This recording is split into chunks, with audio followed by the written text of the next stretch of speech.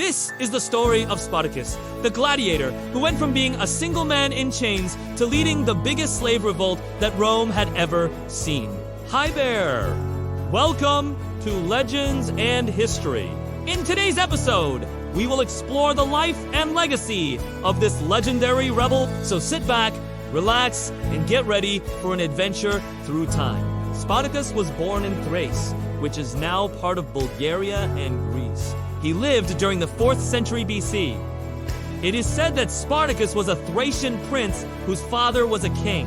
This is according to Plutarch, a Greek historian who wrote about Spartacus's life. However, other historians say that Spartacus was just a commoner.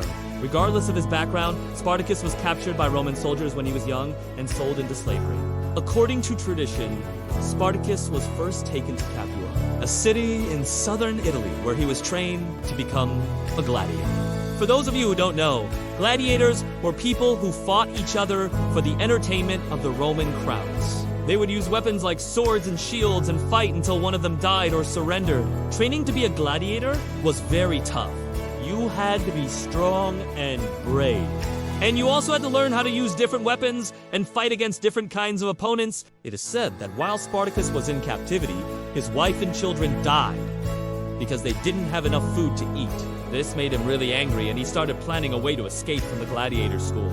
After learning how to fight as a gladiator, Spartacus was able to buy his freedom by winning the fights. But instead of enjoying his newfound freedom, he decided to help other slaves escape as well. With the help of a former gladiator named Crix, Spartacus freed 78 fellow gladiators from their masters, and together they fled to Mount Vesuvius. Now, the escape of these 78 men would not stay secret for long, as it soon caught the attention of the Roman authorities. Soon after the escape, 3 groups of armed men were sent by the Roman Senate to capture Spartacus and his followers.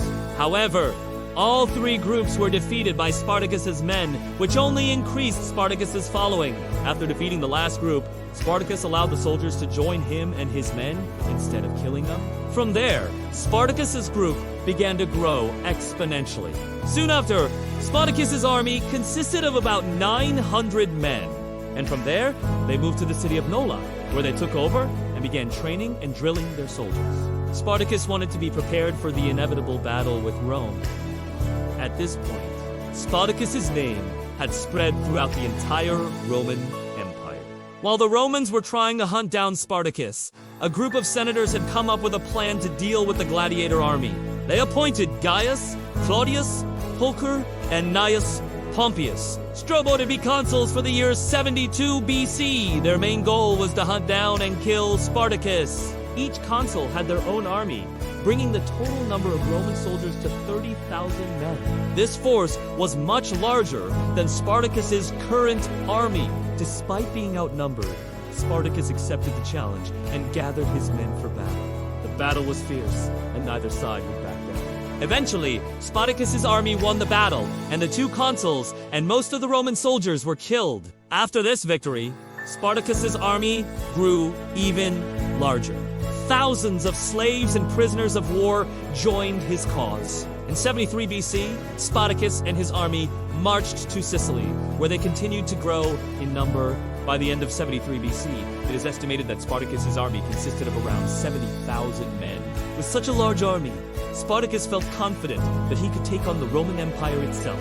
In the spring of 72 BC, Spartacus and his army began their march. They wanted to gather support from other slave populations in Rome.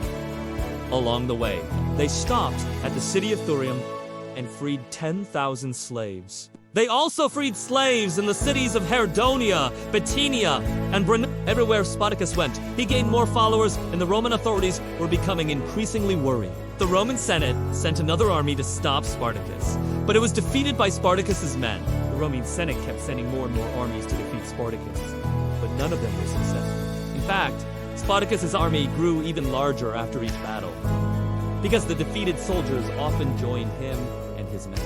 At this point, Spartacus' army was so big and so strong that he and his generals began to strategize about how to attack Rome directly. However, before they could put their plan into action, the Roman Senate did something that would change everything. In 71 BC, the Roman Senate offered Spartacus and his men a deal. if they would lay down their arms and surrender, they would be pardoned and set free. Spartacus was tempted to accept the offer, but he knew that if he did, the Romans would probably break their promise. Sure enough, the Romans did break their promise and killed many of the unarmed slaves. Spartacus realized that he had been right and that he had to keep fighting. However, despite Spartacus's best efforts, his army was eventually defeated by the Roman general Marcus Licinius. According to Plutarch, somewhere between 6,000 and 8,000 rebels were killed in the battle, including many of Spartacus's close friends and advisors. There are many different stories about what happened to Spartacus's body after he was killed.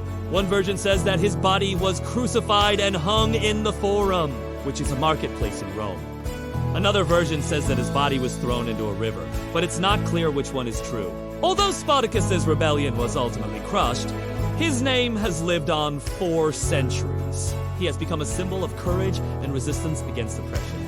There have been many books, movies, and TV shows about Spartacus, and his story continues to inspire people all over the world. If you've enjoyed this video, be sure to let us know by liking and subscribing. We would love to have you as part of our community. Thank you for watching, and we'll see you next time. Now that you've heard the tale of Spartacus, the gladiator who dared to defy Rome, we want to hear your thoughts. What do you think about his story? Did you find him to be an inspiring figure? Or perhaps you were amazed by the scale of his rebellion? Maybe you're still wondering about the fate of his body after his death. Whatever your thoughts may be, we invite you to share them with us in the comments section below. And while you're there, don't forget to hit that like button and subscribe for more captivating tales of history. As always, thank you for joining us on this journey through time. And until next time, stay curious and keep exploring the fascinating world around us.